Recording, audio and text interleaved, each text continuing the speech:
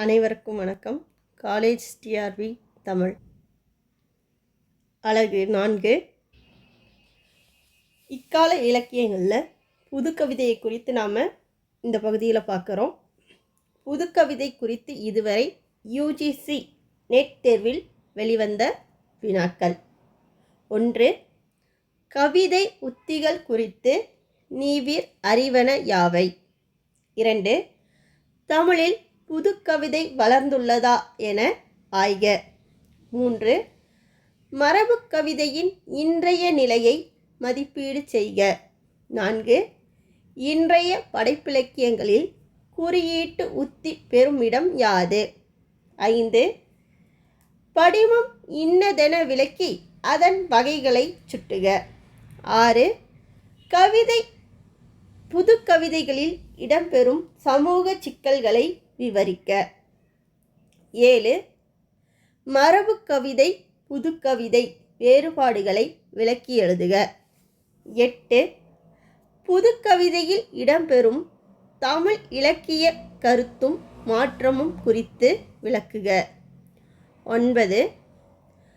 மரபு கவிதை புதுக்கவிதை இடையே காணலாகும் ஒற்றுமை வேற்றுமைகளை விளக்கி எழுதுக.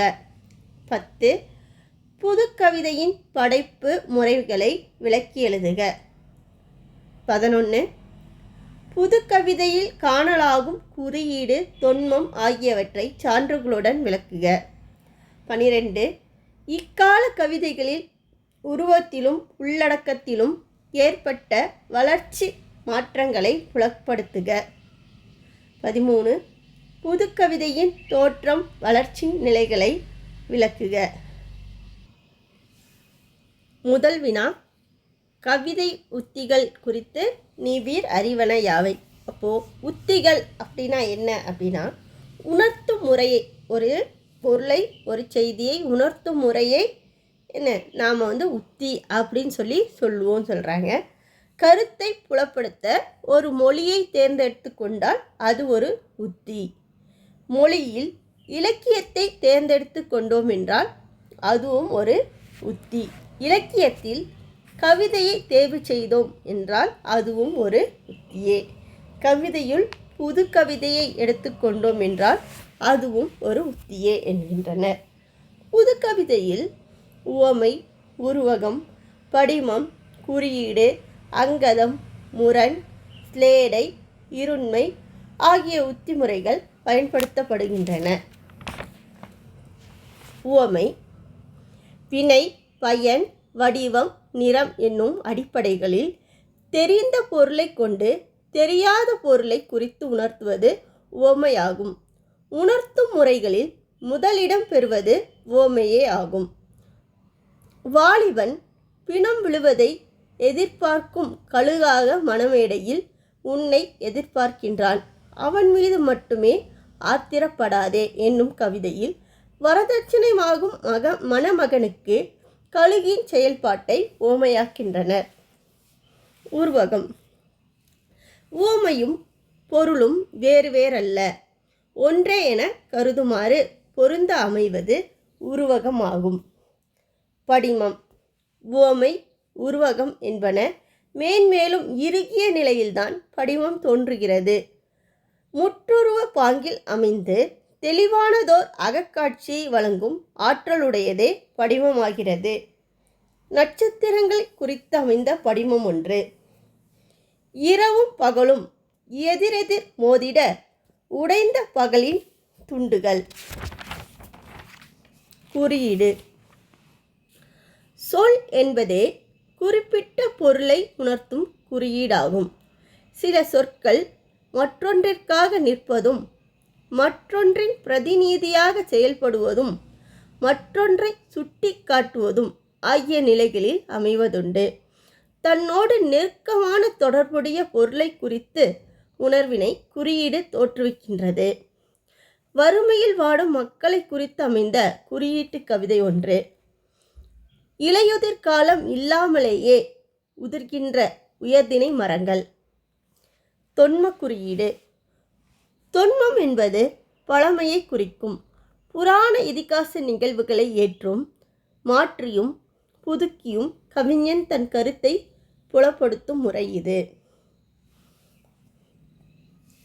அங்கதம் என்பது ஒரு வகை கேலியாகும். இது தீங்கையும் அறிவின்மையும் கண்டனம் செய்வதாக அமையும். சமகால நடப்பியல் நிகழ்வுகளில் எதிரிடை பதிவுகளாக இருக்கக்கூடியதாகும்.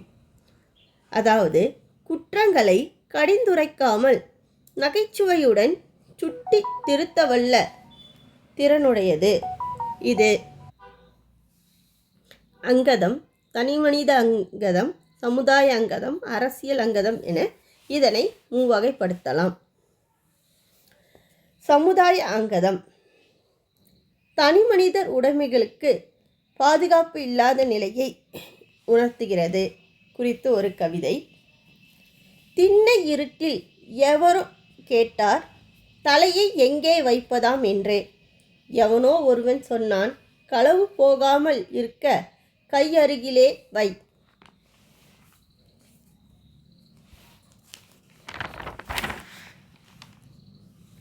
முரண் ஒன்றுக்கு ஒன்று எதிரானவைகளை கொண்டு அமைப்பது முரண் என்னும் உத்தியாகும். மரபு கவிதையில் முரண் தொடை என கூறப்படும். மாறுபட்ட இரு பொருளை அடுத்தடுத்து இணைத்து பார்ப்பதில் சுவை கூடும், நினைவிலும் நிற்கும். சொல்முரண், பொருள் முரண், நிகழ்ச்சி முரண் என இதனையும் வகைப்படுத்தலாம். சொல்முரண் சொல் அளவில் முரட்பட தொடுப்பது இது. நாங்கள் சேற்றில் கால் வைக்காவிட்டால் நீங்கள் சோற்றில் கை வைக்க முடியாது. பொருள் முரண் பொருளில் முரண் அமைய தொடுப்பது இது. கரியை பூமி வைரமாக மாற்றுகிறது. எமது கல்வி நிலையங்களோ வைரங்களை கரிகளாக்கி தருகின்றன. நிகழ்ச்சி முரண் இரு முரண்பட்ட நிகழ்வுகளை அடுத்தடுத்து அமைத்து காட்டுவது இது. கிடைத்தபோது உண்கிறான் ஏழை, நினைத்தபோது உண்கிறான் பணக்காரன். ஸ்லேடை ஸ்லேடை என்பது ஒரு சொல் இரு பொருள்பட வருவதாகும். பொதுவாக புதுக்கவிதையில் சொல் அலங்காரத்தை விரும்புவதில்லை. எனவே ஒரு சில கவிதைகள்தான் ஸ்லேடை உத்திகள் காண முடிகின்றன. இருண்மை சொல்லுக்கும் அது உணர்த்தும் பொருளுக்கும் இடையிலேயான தொடர்பு பலவற்றில் புரியும், சிலவற்றில் புரியாது. அதற்கு காரணமும் நமக்கு தெரியாது. புது கவிதையாளர்கள் இதையே ஒரு உத்தியாக எடுத்துக்கொண்டனர். இருண்மை உத்தி மேனாட்டு இலக்கிய தாக்கத்தால் ஏற்பட்டதாகும். இருண்மை உத்தி குறித்து ஒரு கவிதை.